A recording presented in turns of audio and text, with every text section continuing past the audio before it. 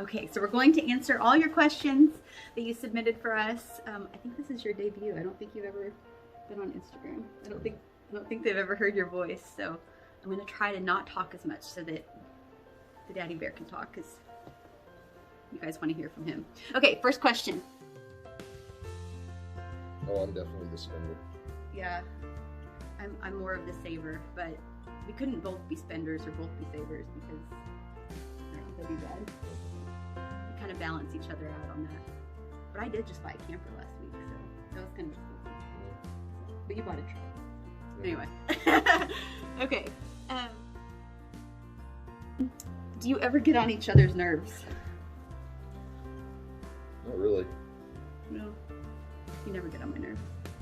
Even when you leave like dirty clothes or whatever, it doesn't bother me. I think the kids are too busy doing that. Yeah.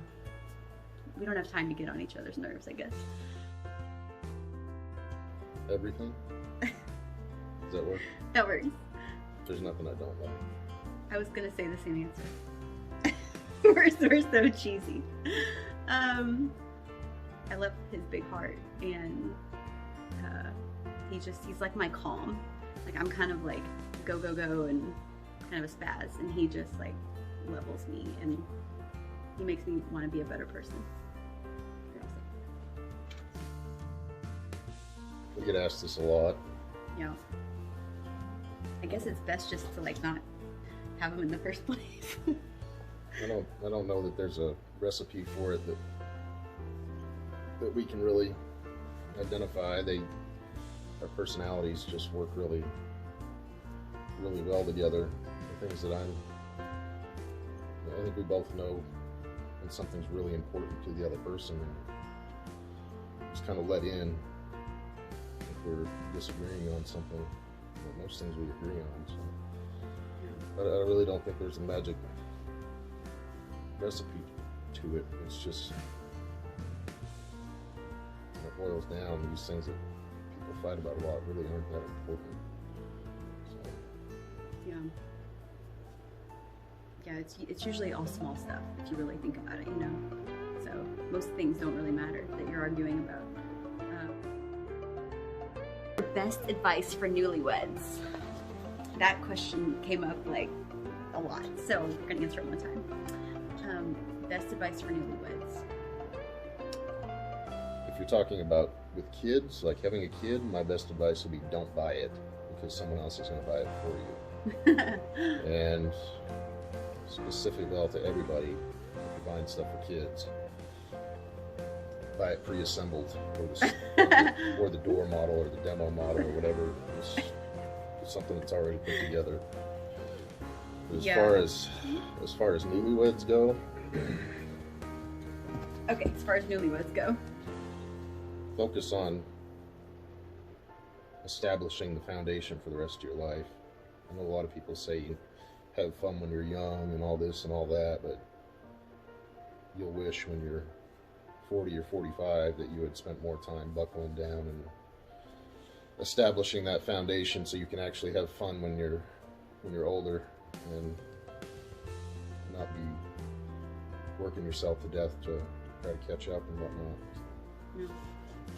I'd say my advice to newlyweds is just like almost like cherish it, because I mean kids are wonderful, but once kids come, it's like a whole nother thing. You'll never have that time where it's like just you, like ever again. And I mean, the next phase is equally awesome. It's just different.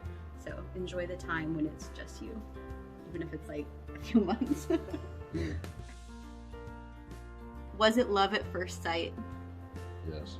I remember the first time I saw you when we were in high school, and I remember I was a freshman and Luke was a junior, and I saw him in the sports complex. We were eating lunch, and it was one of those moments, like, I know people probably don't believe me, but like the room kind of stopped and I just like stared at him, and I was like, who's that?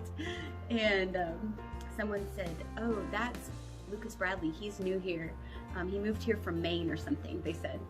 And my first comment was, that's a really cool name. He has like 2 first names. That's a really cool name. Yeah. And then I remember watching him play football, and I had all the hard eyes. It kind of was love at first sight. That's my answer, yes. Good answer. I'd say that you have a lot of distractions, like life distractions, like work, kids, just things that you can't like be together as much as you really want to be together. That's the hardest part, is you're pulled in a lot of directions and you just want to be together. Kind of have to accept the fact that it's no longer about you. You know, there's other people now that are more important than just doing what you want, so you kind of have to give things up. Give up things, you know, your time and whatnot. No, we just built a house. We're not that free. Dave Ramsey. Dave Ramsey. That's our answer. Okay. Medical school. Oh my goodness. So if you're both in medical school, then it's going to be, you know, it's going to be hard no matter what. If you're both in medical school,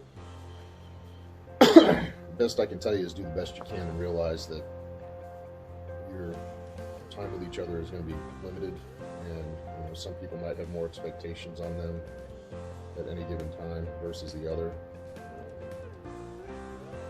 You just have to be extremely understanding of what the other person's going through. They don't have any time. The same for residency. They don't have time to do... Residency's worse than medical school. No, they don't have time to do extraneous things, and you know, in residency they're going to come home and go straight to sleep, so you can't really get upset if they don't help with other stuff going on around the house. I mean, the primary focus of residency is residency. Yeah. It's just eat, sleep, breathe, residency. Sleep, breathe, and learn how to practice medicine. Yeah. And you really just, no matter how annoying it may be, you just, if you want to get through it, you just have to be very understanding of what that person that's in residency is going through. And I don't want to say that their priority number one is, unfortunately, you know, it's residency, it's training. Whenever I talk about residency, and I often use we, like when we were in residency, because it's a whole family thing. When one person is in residency or medical school, I don't know how couples do it, but some couples do it, but it's a whole thing. And I would tell other wives of residents, the way that I did it may not be the best way, but the way that I did it was and actually I still do this, but I plan things as if Lucas is not going to be there because his work is so demanding, like residency was and now work, but mainly during residency. Just plan things as if they're not going to be there and don't expect them to help with anything, and that way you'll never be disappointed. And then whenever they do show up and they do help, it's like extra. You're not like expecting that and then you're disappointed, because you'd always be disappointed because it's so demanding. So, but it's temporary, so it does get better, and residency is just like a little hump in the road, and then it's done. They're banging on the door during that question. Our kids just know that nighttime, after like the littles go to bed and we have early bedtimes, that it's mommy and daddy time. I mean, they come and they cuddle with us and stuff, but I mean, we're very protective of that. Like, we have 2 to 3 hours where we are together. I mean, the kids are with us too some of that time. It's basically family night in our room every night. Yeah. From between, I don't know, 7 to 10 o'clock. It's just like our bedroom is the gathering place, and the kids come in there and but we're still together. And we're all together and talking and discussing and whatnot. And Karla tries to do things individually with each one of the kids when she can, and I try to do the same thing. Yeah. The boys, if I go to the shop, the boys usually go to the shop with me, and we hang out and talk over there. And just find time. It just kind of finds itself when you all, live together. But I think sometimes moms with a lot of children, they feel like it's hard to give attention to every child individually, and it is, but I think also there's value in the time that they have together.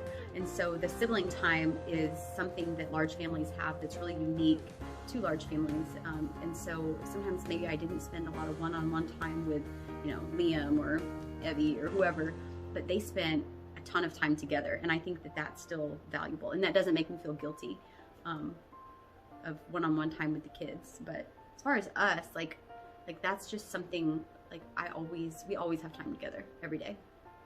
Yeah, it's important.